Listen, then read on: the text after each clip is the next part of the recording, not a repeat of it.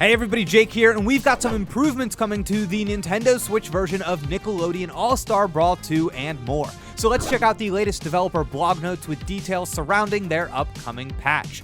First, the developers say thanks to all their players and fans for a successful launch, and they even put out this accolades trailer with quotes from many different outlets, including, let's see here, GameXplain, and they say, "I love Nickelodeon All-Star Brawl 2. What a weirdo. Anyways, first, as mentioned, we are looking at general improvements on loading times for Switch and Switch performance improvements. Hopefully these are substantial because the game is currently running at 30 frames per second on Switch with extremely long load times. So it would be great if they could shore up that experience, especially since there was really no warning pre-launch about how different the Switch version was going to be.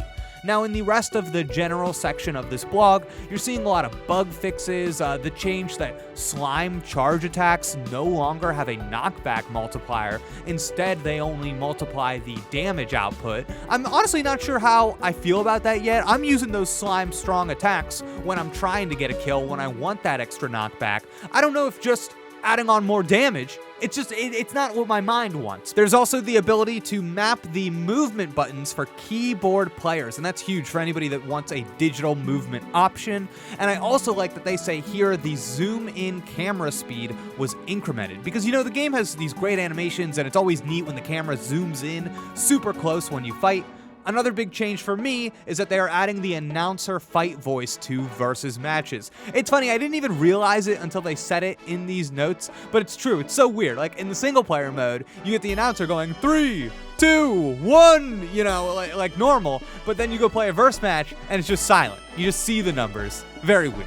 Now, there are some UI fixes listed, but they have yet to say if they're going to fix the typo that I discovered in the campaign mode, and this cannot last. Now, for the rest of these notes, you're mostly looking at character patch stuff, mostly covering bug fixes, but if you look through them, you'll notice that Azula and Reptar are actually getting kind of sizable edits on their kits, so I'm wondering if those two characters have jumped out as an issue in the early or internal meta or something like that.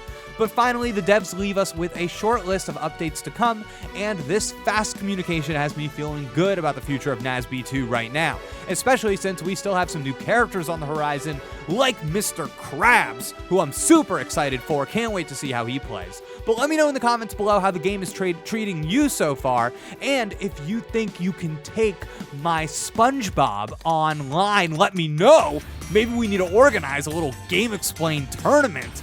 But to be honest, I don't think anybody out there can take me. That's right, I'm looking for challenges. How tough are you? Or, as Nickelodeon All-Star Brawl 2 says, how though are you? I'll see you next time. Goodbye.